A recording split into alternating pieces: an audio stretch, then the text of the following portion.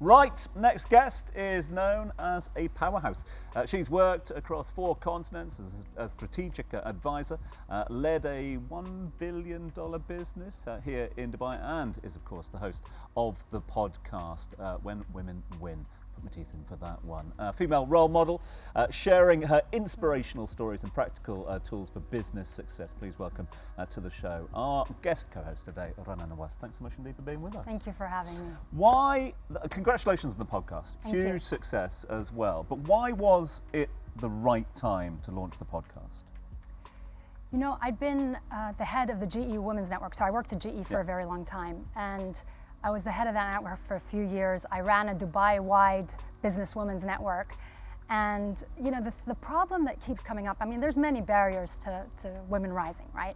But one of them was we just didn't have the right networks, you know, and we just didn't have the right role models. So when you're entry level, there's lots of women in mid-management. When you get to mid-management, there's very few at the top.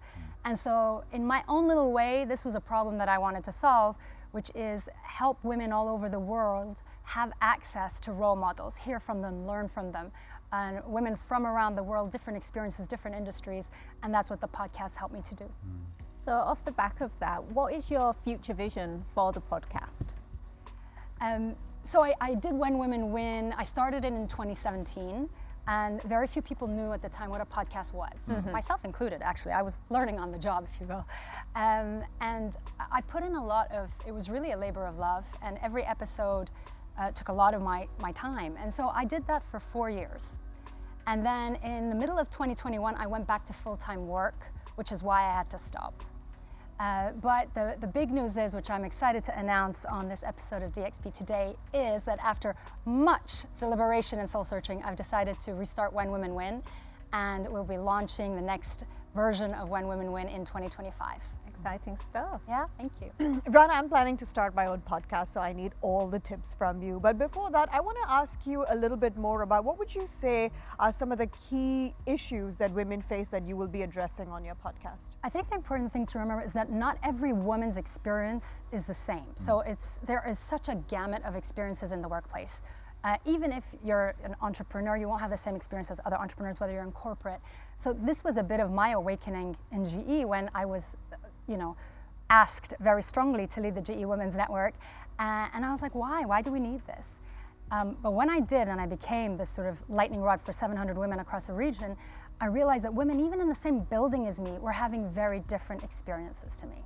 So there's a whole range of experiences a woman can have. What it comes down to is issues such as policies, whether it's flexi work or maternity or paternity indeed, practices, and that can be from hiring, promotion, all of that performance appraisal, and culture. So I think these are the 3 buckets that hold women back.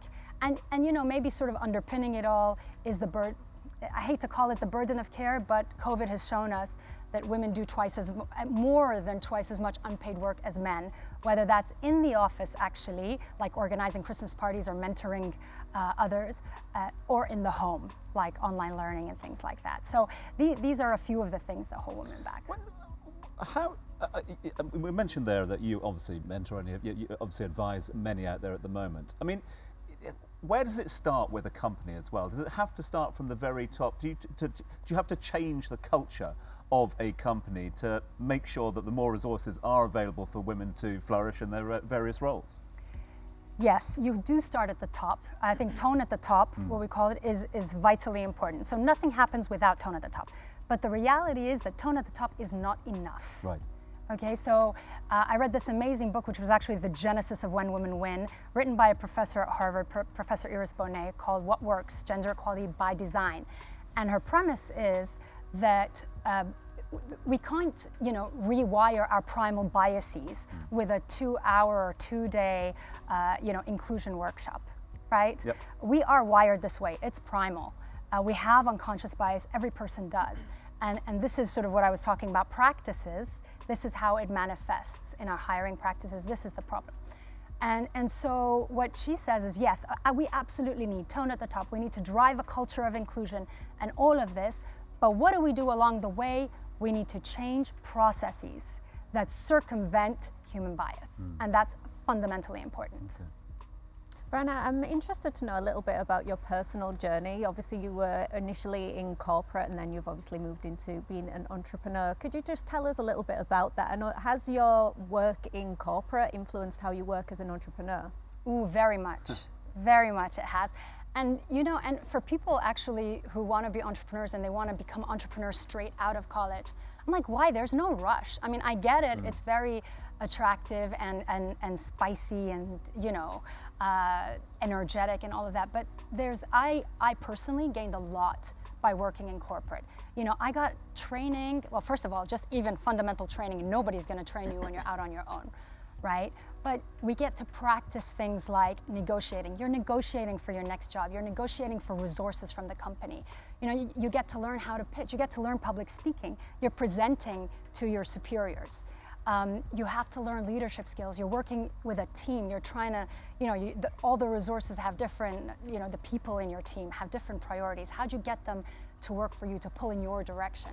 You know, and there's loads of skills like that. Networking, it teaches you how to build networks internally and externally. Style flexing, you know, how to communicate. You need to communicate upwards one way, sidewards another way, and you know, so it teaches you to flex your style. So I personally, I got a lot out of working corporate first, and it doesn't stymie you. It only helps you if you want to make the jump into entrepreneurship. Fantastic. Well, Rana, thank you so much for that incredible insight. And I know that you're going to be staying with us throughout the show, so please stay right there. But coming up later on in the show, we are going to be talking to a female trailblazer and one of Dubai's Shark Tank judges. Yes, you do not want to miss that. But first, let's hear from tonight's performer.